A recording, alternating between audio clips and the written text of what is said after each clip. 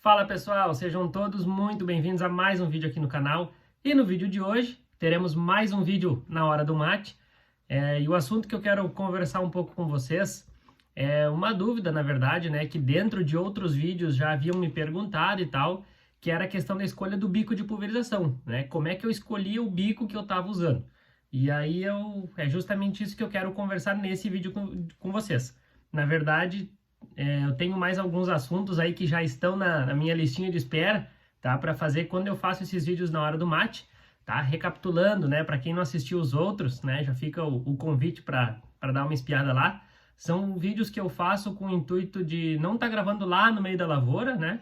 Então são vídeos que eu faço justamente na hora que eu estou tomando um mate ou nos dias de chuva que não dá para a gente ir a campo. Então aproveito para compartilhar alguns assuntos com vocês, beleza? Então roda a vinheta, vamos fazer o mate para quem não fez ainda e bora pro vídeo.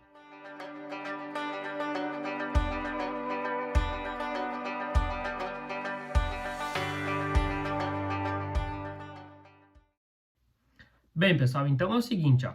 Vocês viram aí na capa, né? Como escolher o bico de pulverização. Por quê? Porque existem vários tipos de bico, existem várias cores de bico e muitas vezes a gente fica naquela dúvida, qual que eu uso? Aí a gente acaba perguntando pro vizinho, né, ou pro pessoal da revenda, e isso ajuda com certeza, tá? Essa troca de ideia é muito boa, porque a gente já sabe como que eles estão usando e tudo mais. Só que o que acontece? Cada caso é um caso, cada cenário é um cenário, e muitas coisas influenciam na escolha do bico, tá bem? E aí isso é uma coisa que eu quero comentar com vocês.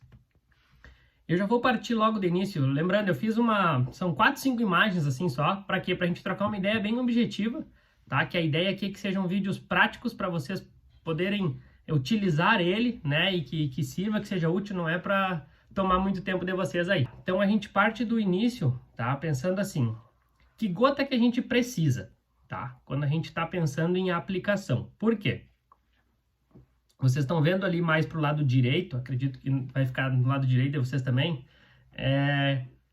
um papel hidrossensível, tá? Que é um papel que a gente coloca a campo, né? Dá para usar até um espelho se a gente não tem um papel lá. Uma vez eu já coloquei, fazendo um parênteses aqui, eu queria ver como é que tava e não conseguia ver, não tinha papel, eu disse, bah, e agora? Larguei meu telefone no chão, né? E fui lá, passei e voltei a olhar. Por quê? Porque aí secava a gota e ficava manchado onde tinha água, né? E aí eu conseguia ter uma ideia, né? Então, assim, a gente se vira como dá no campo. Já vi gente usando espelho, aqueles espelhinhos comum, sabe? O pessoal bota espelho, também ajuda. Mas o papel hidrossensível é muito bom, né? Porque a gota fica ali marcada. Mas vamos lá. Então, vocês estão vendo, mais pro lado direito a gente tem gota muito grossa ou extra grossa, enfim. E vindo mais para a esquerda temos gotas grossa, média, fina e muito fina, tá? O que a gente pode observar já de imediato? Sempre que a gente for fazer produtos, tá? Que são produtos sistêmicos, ou seja, produtos que se translocam, que têm uma mobilidade na planta, a gente pode optar sim por utilizar por utilizar gotas maiores, tá? Ou seja, uma gota média, uma gota grossa, enfim. Por quê? Primeiro, porque o produto vai se translocar na planta. Segundo, se a gente olhar nessa imagem, quanto mais grossa for a gota, tá? Menos chance de deriva a gente tem. Ou seja, um vento vai ter um impacto muito maior numa gota fina, tá? Ou muito fina, por exemplo, do que numa gota grossa, certo? Então, em condição, por exemplo, que eu tenho um vento um pouquinho mais forte do que eu gostaria de ter no momento, que a gente sabe que a campo muita coisa acontece, eu tendo uma gota grossa, eu vou ter uma cobertura menor, né, em questão de molhamento foliar, mas eu tenho menos problema com deriva, por exemplo, tá? Então, pegando assim uma simulação, o pessoal quando faz dessecação, tá, com produtos sistêmicos, aí vamos pensar assim, 2,4-D, glifosato, até alguns produtos de contato, como o HIT mesmo e tal, na dessecação, eu, tá, particularmente, acabo usando gota média e gota grossa sem problemas. Então aí é o primeiro parâmetro, tá, que a gente tem que levar em consideração é o quê? Qual cultura eu vou aplicar, né? Para que eu vou fazer a aplicação? Ah, agora eu não quero fazer dessecação. Eu vou aplicar um fungicida. Bueno, aí a gente já parte de outro princípio. Qual é? Vamos pensar assim, fungicida, um produto que não tem uma mobilidade na planta, tá? Ou para não deixar uma polêmica aí, que tem alguma mobilidade, mas muito baixa, tá? Então a gente precisa garantir uma boa cobertura foliar. Qual que é o outro porém que nós temos que cuidar. Eu preciso que na minha aplicação de fungicida, vamos pensar lá na soja, ou pensar num trigo, depois ele está fechado, entrelinha. Eu preciso fazer com que as gotas cheguem o máximo possível lá embaixo, que é atingir o bacheiro, que a gente chama. Então, com gota fina, isso é muito mais fácil, tá? Por quê? Se a gente for pensar no mesmo volume de cauda, vocês podem visualizar até pelas fotos. Se a gente fosse contar, por exemplo, lá na gota grossa ou muito grossa, vamos pegar os extremos que fica mais fácil de entender. Uma gota daquelas grossas daria quantas gotas finas, né? Então eu tenho uma área de molhamento foliar muito maior, né? E consequentemente a minha chance de atingir um maior número de alvos, pensando em folhas da planta, pensando em terço inferior de planta, né? Bacheiro, coisa assim, acaba sendo maior. Então por isso que uma recomendação de praxe que a gente fala é o quê? Ó, vai fazer um fungicida? Opta por uma gota fina, né? Ah, vai fazer uma dessecação? Ah, beleza. Posso fazer com fina? Pode, só tu tem um pouquinho, porém da deriva e tudo mais. Se não, opta por uma gota média, uma gota grossa, enfim, né? Se é um produto sistêmico, tu vai fazer um belo trabalho também, tá? Bem, pessoal, essa tabela que eu trago para vocês é uma tabela que eu peguei lá no site da Tijet, tá? Então, nessa tabela aí, vocês estão vendo, é um caso de bico leque. Tá vendo? Lá em cima no cantinho esquerdo, aqui, eu vou mostrando com o mouse para vocês, ó.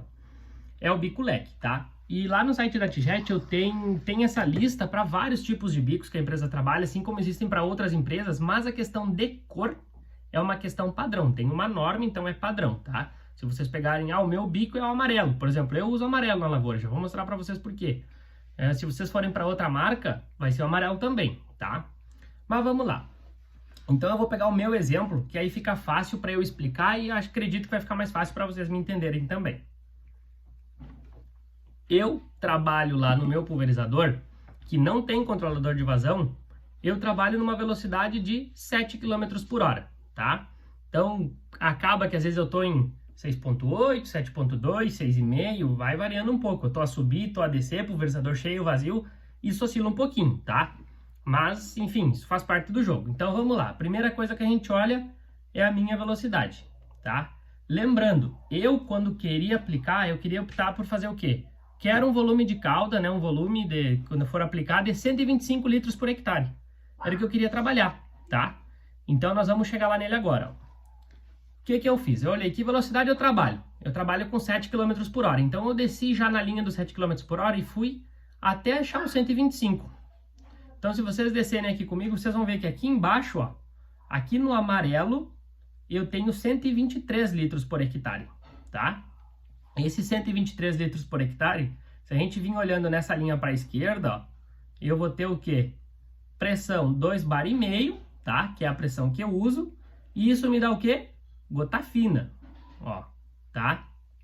E eu falei para vocês que estava com gota média, ó. Então ali da fina, me dava a impressão que era média lá, tá? Eu até vou ter que cuidar o quê? Que tem outros fatores que afetam. Bico com desgaste, bico muito velho, às vezes é de plástico, é de cerâmica, né? E daí gasta mais rápido e tal. Então isso a gente tem que cuidar. Mas assim que eu escolho o meu bico. Agora vamos fazer outro exemplo. Suponhamos que eu quero usar 100 litros por hectare, tá? E eu consigo pulverizar 12 km por hora. Que bico eu vou ter que colocar? Então vamos lá. A gente vai lá na coluna de 12 km por hora, certo? E vamos descendo, descendo até achar lá embaixo, ó. Ó, aqui tem um 99, ó. Vocês estão vendo, ó? Então se eu usar esse bico roxo a 12 km por hora com 3 bar de pressão, eu vou chegar em 99, certo? Aqui tem só algumas cores, pessoal, a lista é bem maior, tá? Até porque tem bicos que conseguem colocar muito mais água em função de velocidade e pressão, certo? Porque de repente vocês vão olhar ali, esse bico deu 99 litros por hectare com 3 bar de pressão, mas eu não queria 3 bar de pressão. Então vocês vão ter que ir para o bico mais para baixo e olhar um mais embaixo ainda, que ele vai botar mais volume com menos pressão, certo? Então isso é a primeira coisa que a gente olha. Vocês podem olhar a velocidade que vocês trabalham e quantos litros vocês querem usar de caldo. Então lembrando, recapitulando, no meu caso, 7 km por hora. Vamos lá na tabelinha 7 km por hora. Que vazão eu queria? Eu queria 125. Então vocês descem lá em 7 km por hora, achei o quê? 123. Serve? Serve. Com que pressão? 2,5 bar. Beleza. Esse aí é o que eu tenho no meu pulverizador. Que tipo de gota dá? Que já nos avisa, ó, que é gota fina, tá? Agora, Bruno, eu tô com um bico e ele tá botando 100 litros e eu quero 120. Eu posso botar mais pressão? Bueno, aí a gente faz algumas modificações na nossa, digamos, na nossa tecnologia de aplicação que a gente tem que ter consciência, tá? Que modificação é essa? Aumentando pressão, a gente aumenta a vazão? Sim, não vou dizer para vocês que não, tá? Mas a gente aumenta bem pouco, certo? Por exemplo, podem pegar aqui no caso, ó, vamos pegar aqui o primeiro bico bem em cima aqui, ó, 4 km por hora nesse laranjinha de cima, tá? Se vocês olharem, ó, a um bar, eu vou com 69 litros por hectare. Se eu botar um bar e meio, 84. Se eu botar 2, 96, depois 108. Então eu tenho um aumento quando aumento pressão? Sim, eu tenho, mas não muito. Ah, eu tô com 100, quero trabalhar com 150. Não, esquece, tu vai ter que botar uma pressão absurda, né? Nem vai ser viável. Aí tu vai fazer o quê? Se teu bico era gota grossa e tu botar muita pressão, tu vai fazer o quê? Tu vai fracionar mais essas gotas, que elas vão sair com mais pressão. Então tu vai fazer tuas gotas grossas virarem gotas finas. Então tudo isso tem uma série de consequências, tá? Então o melhor é vocês virem, olhar a tabela e trocar o bico. A pressão ela serve sim, com certeza, para a gente fazer esse ajuste, né? Um ajuste pequeno serve. Mas se a diferença é muito grande, vocês vão ter que acabar trocando o bico, seja para aumentar ou para diminuir a vazão, beleza? Agora, eu tô com o bico no meu pulverizador. Vou tomar um mate, né? Eu tô com o bico no meu pulverizador e eu quero saber ao certo quantos litros ele está colocando, tá? Eu quero calibrar o pulverizador. Como que a gente faz isso? Eu também pensei numa coisa bem simples e quero trazer aqui para vocês. Primeiro, existem contas, existem fórmulas, existem 1001 maneiras. Eu vou mostrar uma delas que eu acho mais fácil, tá? Eu inclusive faço essa porque a campo é barbada de fazer. Então, bora lá. O que que a gente tem que fazer? Primeira coisa, aqui eu achei essa imagem, ó, vocês fazem de conta que essa, acredito eu, seja uma enfernadeira, tá? Mas ela é um pulverizador, imagine umas barras ali e pulverizador, tá? Vocês vão lá na lavoura, na área de vocês, marcam uma estaca, marca 50 metros e pá, bota a tua estaca lá na frente. Venham com o trator, né? O que que eu sugiro? Marquem uma estaca na frente, bem na frente, uma mais adiante. Vocês vêm com o trator já na rotação e velocidade que vocês querem aplicar, melhor se ele já tiver engatado e tudo, para já pegar todas essas condições.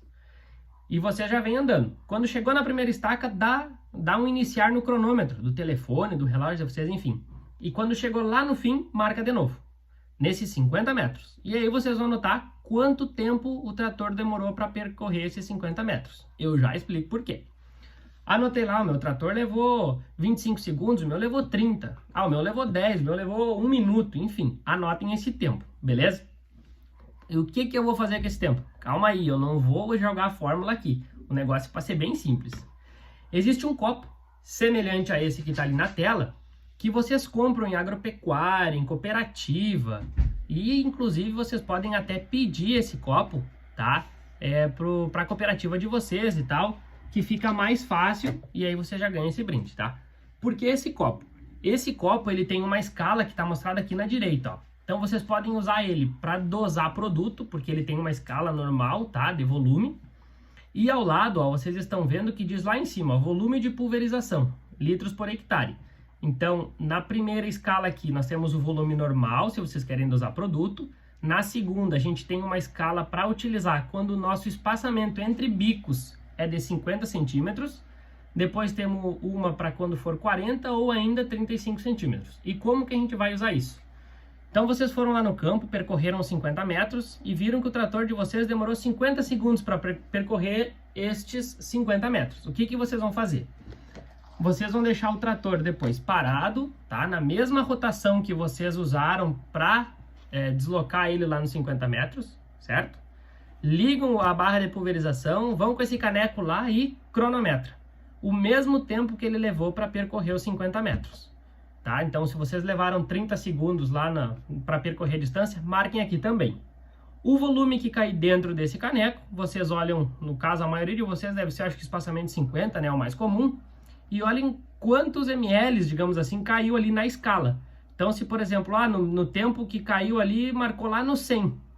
Então, significa que o volume de calda que o pulverizador de vocês está largando, tá? É 100 litros por hectare, é direto, certo? Por que que isso é bom? Porque ele é bem simples. Por que que é 50 metros?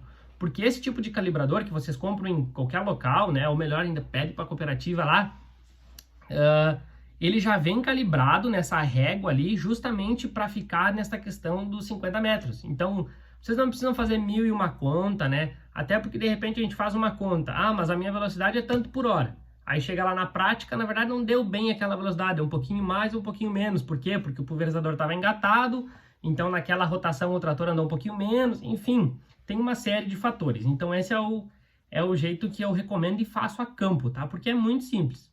Então, recapitulando, marque 50 metros e vê que tempo o trator levou para percorrer os 50 metros. 30 segundos, por exemplo, beleza. Liga o pulverizador lá, na rotação que vocês andaram, aqueles 50 metros e bota o caneco lá e mede. Ah, largou em 100? Beleza, 100 litros por hectare. Largou 150? 150 litros por hectare. Lembrando, né, pessoal, não vão olhar na escala do volume, né? Porque se vocês olharem aqui, ó, por exemplo, ali em 100 litros por hectare, na nossa segunda reguinha, tá? Vocês estão lá em, sei lá, 250 ml. Então, cuidem para olhar na reguinha certa. Mas esse copo é uma beleza, vocês já usam para medir o produto e tal, é multiuso, é quase um bombril da vida, tá bem? Bueno, pessoal, isso era o que eu queria mostrar para vocês, era isso que eu queria compartilhar. Não sei se de repente eu não falei muito rápido ou muito devagar, se eu confundi, não confundi, se eu me perdi na conversa, né? A ideia é tentar, assim, eu quero sempre tentar trazer de uma forma que seja bem prática e bem simples, né? Para que seja de bom uso e bom proveito para vocês, beleza? Espero que vocês tenham gostado, não se esqueçam, por favor, de se inscrever no canal, ativar o sininho e o que mais? E deixa um like, deixa um comentário se você viu até o fim, se gostou, se faz assim, faz diferente, tá? Brigadão, pessoal, mais uma vez e até o próximo. Tchau, tchau!